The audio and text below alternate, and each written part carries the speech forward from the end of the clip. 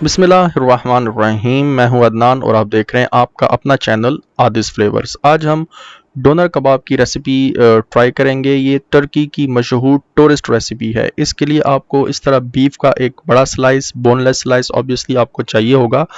बकरा ईद करीब है, ईद उल अज़हा करीब है, तो आप ये डिश ज़रूर ट्राई कीजिए। टर्की की रेसिपी है, आपको मज़ा आएगा। स्लाइसेस आपने बिल्कुल कोशिश करें जितने पतले और बारीक स्लाइस बना सकें उतने ही अच्छे होंगे। इन इंग्रेडिएंट्स को इस साथ साथ आपको यहाँ पे लिखा हुआ नज़र आ रहा होगा। थोड़ी सी मैं फास्ट फॉरवर्ड कर रहा हूँ ताकि आपका टाइम बचे, लेकिन इतनी ज़्यादा मैंने फास्ट फॉरवर्ड नहीं की ताकि आपको समझ भी आए। इन सारे इंग्रेडिएंट्स को अच्छे तरीके से पीस के आपने मिक्स करके अपना जो है मसाला हमने जो है मीट के लिए या मीट की मैरिनेशन के लिए हमने तैयार करना है। सिंपल इंग्रेडिएंट्स हैं, किसी भी ग्रोसरी स्टोर से मिल जाते हैं, यूजुअली किचन्स में अवेलेबल होते हैं। सेकंड इंग्रेडिएंट या सेकंड जो मैरिनेशन का जो मसाला है वो इन चीज़ों से बनेगा। यहाँ पे मैंने लिस्ट डाउन कर दिया है। ये भी सिंपल इंग्रेडिएंट्स हैं, कोई ऐसी चीज़ नहीं है जो कि आपको स्पेशल शायद ख़रीदनी पड़े। ये आपकी जो ग्रोसरी होती है, जो किचन का सामान होता है, उसमें आपको मुयस्सर होंगे। अल्लाह आपके खानों में बरकतें दें, आपके रिस्क में बरकतें दें और इस तरह की सारी नेमतों से आपको नवाज के रखें, हमें भी और आप सबको भी। चलें जी, ये सारी मैरिनेशन की चीज़ें तैयार हो गई हैं। अभी हम जो है इसको मैरिनेट करेंगे। गोश्त के हिसाब से जो है आपने मसाले का आइडिया जो है लगा लेना है। गोश्त जो जितना होगा 1 किलो 2 किलो उस लिहाज से आपको ज़्यादा डालना पड़ेगा।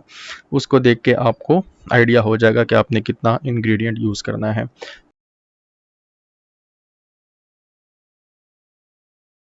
चलें जी, इस तरीके से हमने इसको मैरिनेट कर देना है। The next step is to bake it. इसको हम बेक करेंगे। इसको ऑयल में फ्राई भी कर सकते हैं, लेकिन ओरिजिनल जो रेसिपी होती है वो फिर उस तरीके से टेस्ट नहीं आएगा। वो ऑयल का बीच में एक फ्लेवर आ जाएगा। ऑयल की हमने सिर्फ हल्की सी टचिंग करनी है। नीचे ग्रिल के ऊपर टचिंग की, ऊपर थोड़ी सी टचिंग की, ग्रिल पे इसलिए की कि वो चिपके नहीं बेक होते वक्त। तो बेक करने के बाद ये देखिए जी, इसको आप like with knife and fork भी खा सकते हैं, इंजॉय कर सकते हैं, लेकिन हमने ये डोनर कबाब बनाना है। ठीक है, ये अच्छा गल गया था, इट वाज वेरी टेंडर। और इसको अगर आप एज अ स्टेक के तौर पे भी खा सकते हैं, बहुत अच्छा और मज़ेदार होता है। ये है जी टोर्टिला रैप, उस पे ये सारी इंग्रेडिएंट्स आप डालें। ये जो आपको यहाँ पे लिखे हुए आ रहे होंगे। जलपेनो पिकल का अपना ही मज़ा होता है। मायोनीज अगर आपको पसंद है तो आप यूज़ कर सकते हैं। इसके बाद इसको आप रैप करें, इसको दरमियान में से कट करें, रेसिपी को एंजॉय करें, चैनल को सब्सक्राइब करें। Thank you for watching. अल्लाह हाफिज़।